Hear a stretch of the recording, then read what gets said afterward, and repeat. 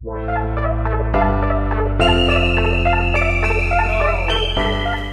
Think and Grow Rich. I don't know. Tell me what y'all think so far. Tell me what y'all, what y'all input is. How has it been helping? Your critiques on it. Um, if you want to catch the last couple pages to catch up, rather, it's on my YouTube channel. The link will be below or up top, wherever. It's gonna be somewhere. So we're on pages 9 and 10 right now. Yeah, so I'm just about to go ahead and start. Alright. So it says, keep your mind alert, and you will observe exactly what strange power came to the rescue of the child. You don't know what child they're talking about? Go, go find out. You will catch a glimpse of this power in the next chapter. Somewhere in the book, you will find an idea that will quicken your receptive powers and place at your command for your own benefit this same irresistible power. I'm going to say that again. Somewhere in the book, you will find an idea that will quicken your receptive powers and place at your command for your own benefit this same irresistible power. The awareness of this power may come to you in the first chapter, or it may flash into your mind in some subsequent chapter. It may come in the form of a single idea, or it may come in the nature of a plan or a purpose. Again, it may cause you to go back into your past experiences of failure or defeat and bring to the surface some lesson by which you can regain all that you lost through defeat. After I had described to Mr. Darby the power unwittingly used by the little child, he had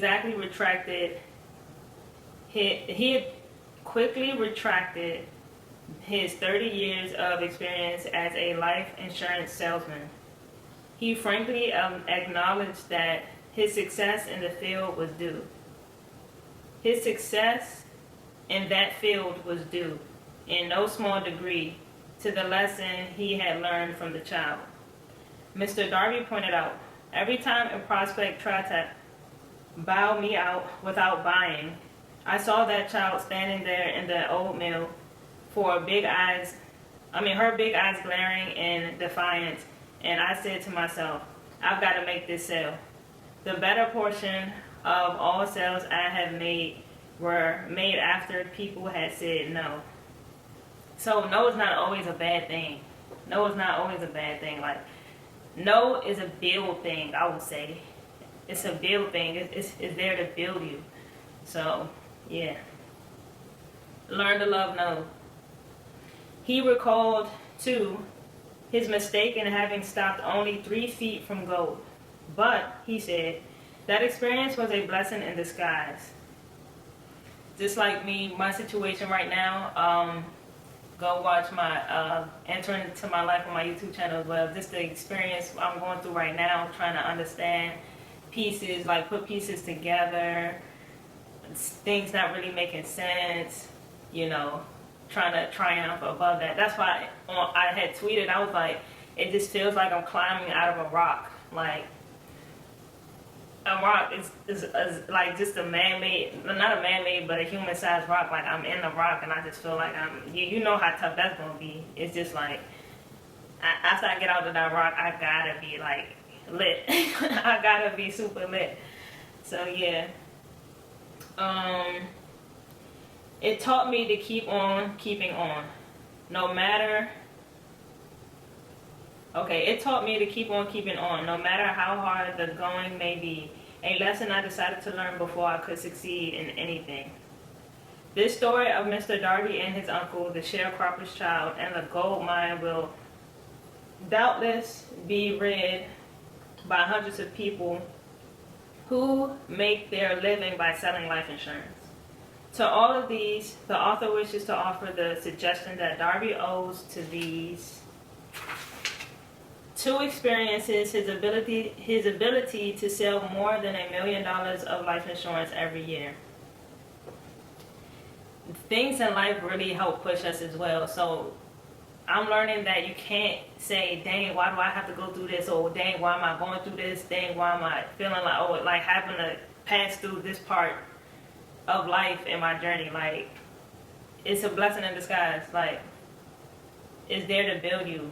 Like, I look at it kind of like a video game. Like, in life, you're going to have a lot of things trying to just slow you down or have you not on your toes type. And it's just like, you got to use that stuff to move up to another level, then the next level, then the next level, because you're not always supposed to be at the same level in life. So if you want to move up and you're asking for these things, it's going to be like, all right, you're going to have to pass through this to get to this level. You got to pass through this now to get to this level. So it's just like, that's how I be looking at it. Alright, it said, life is strange and often imponderable. Both the successes and the failures have their roots in simple experiences. Mr. Darby's experiences were commonplace and simple enough, yet as they held the answer to his destiny in life, they were as important to him as life itself. He profited by these two dramatic experiences because he analyzed them and found the lesson they taught. You always gotta find the lesson that it's teaching. What is it telling me? What is it teaching me? Why is this person in my life? You understand? Like, I really do be forgetting where I be at. Yeah, but what of the person who was neither the time nor the inclination? All right, but what of the person who has neither the time nor the inclination to study failure in search of knowledge that they lead to success? Where and how are they to learn the art of converting defeats into stepping stone to opportunity? In answer to these questions, this book was written. The answer called for a description of 13 principles. However, remember as you read that the answer you may be seeking to the question which have caused you to ponder over the strangeness of life may be found in your own mind. Some idea, plan, or purpose may spring into your mind as you read. One sound idea is all you need to achieve success. One sound idea is all you need to achieve success. The principles described in the book contain the best and most practical ways and means of creating useful ideas. That's what I'm saying. Like, this really opens your mind. You have to think. And then when you open your mind, that's when rich thoughts start to come. Think and grow rich. You understand? Like, rich thinking.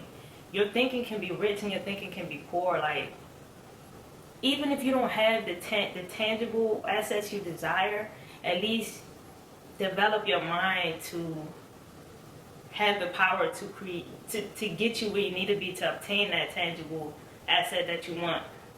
So, the principles described in this book contain the best and most practical ways and means of creating useful ideas. Before we go any further in our approach to the descriptions of these principles, we believe you are entitled to receive this important suggestion. When riches begin to come, they come so quickly, in such great abundance, that one wonders where they have been hiding during all those lean years.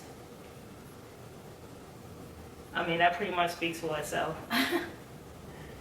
This is an astounding statement, and all the more when we take into consideration the popular belief that riches come only to those who work hard and long. The next sentence, go to the next page, so that's where we're going to end it at. When you begin to think and grow rich,